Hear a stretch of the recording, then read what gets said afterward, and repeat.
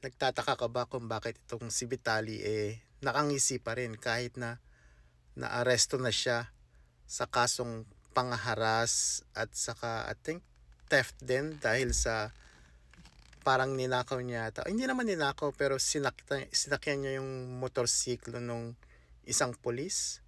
Tapos binidyo niya pa. Medyo engot din to.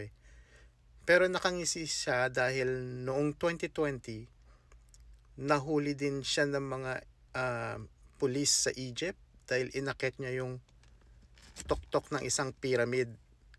Ngayon, bawal yun syempre dahil kumbaga parang isa yun sa mga lugar na pinapangalagaan nga ng bansang Egypt, di ba? Kaya yun, nahuli siya, inaresto, tapos nakulong ng 5 days yata sa Egypt. Ngayon, ang hindi niya alam, itong kasong kinakaharap niya sa Pilipinas, makukulong siya ng at least 25 years yata.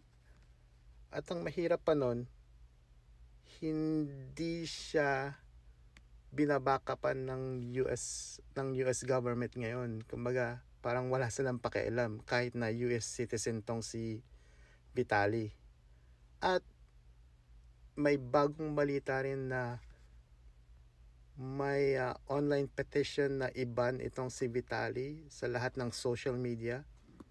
Kumbaga, para hindi na siya kumita sa mga katangahang ginagawa niya sa iba't ibang bansa, kabilang na rin yung Pinas. Yun lang. Okay, bye.